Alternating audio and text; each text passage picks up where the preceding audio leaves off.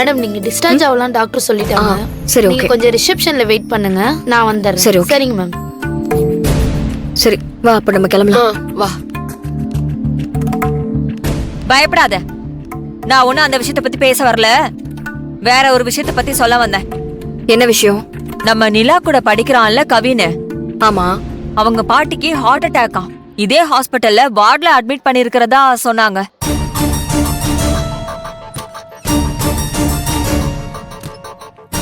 Sir அவங்கள வேற வார்டுக்கு மாத்தணும். இவங்க கொஞ்சம் ரெஸ்ட் எடுக்கணும் டாக்டர் சொல்லியிருக்காங்க. நீங்க எல்லாரும் கொஞ்சம் வெளியே இருங்க.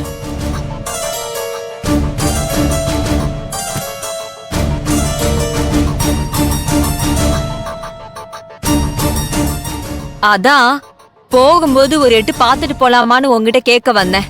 உனக்கு எப்படி தெரியும்? யார் சொன்னா? அந்த சின்ன பையனோட அப்பாவை பக்கத்து வார்டுல பார்த்தேன். அந்த தம்பி தான் சொன்னாரு. ஓ அப்படியா?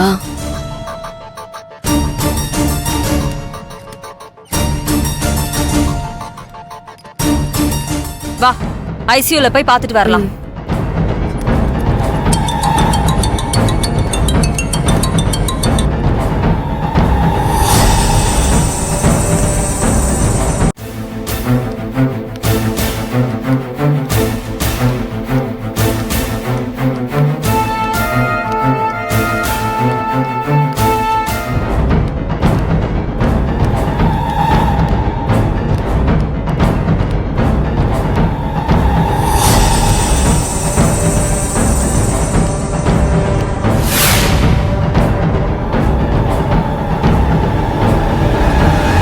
எங்கம்மா யாரையுமே காணோம்? தெரியலையே, இங்கதான் இருந்தாங்க. ஒருவேளை டிஸ்சார்ஜ் ஆகி போயிருப்பாங்களோ? இருக்கலாம் யமுனா, ஆனா என்கிட்ட அந்த தம்பி சொன்னாரே.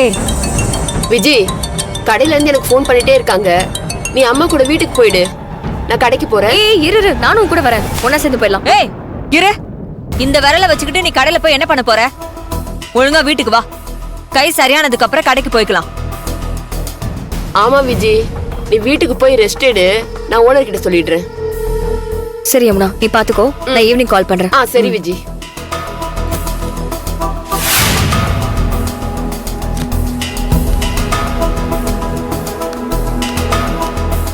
வாமா போலாம்.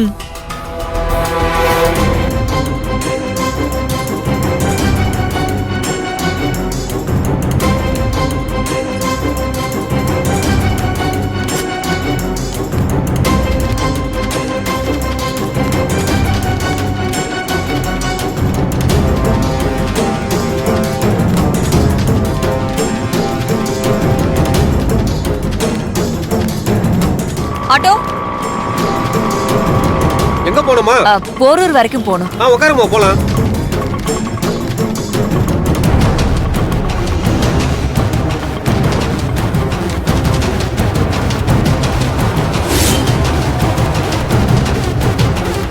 இவ்வளவு நேரம் இந்த விஜய் இங்கதான் இருந்திருக்காளா?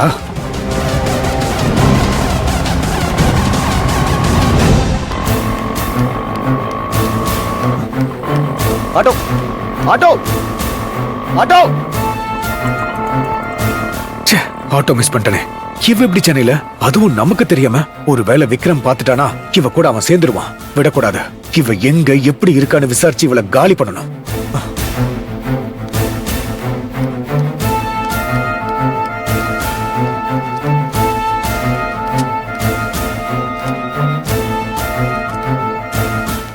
எக்ஸ்கியூஸ் மீ, சொல்லுங்க. கொஞ்ச நேரத்துக்கு முன்னாடி விஜயலட்சுமின்ற ஒரு பொண்ணு ஏதாவது ட்ரீட்மெண்ட் விஷயமா அட்மிட் ஆயிருந்தாங்களா? ஒரு நிமிஷம் இருங்க, பாக்குறேன். கையில அடிபட்டு வந்திருந்தாங்களே, அவங்களும் சொல்றீங்களா? ஆமா ஆமா ஆமா. அவங்கள பத்தி நீங்க எதுக்கு கேக்குறீங்க? நீங்க யாரு? அவங்களுக்கு என்ன வேணும்? இல்ல, அவங்க எனக்கு ரொம்ப வேண்டப்பட்டவங்க.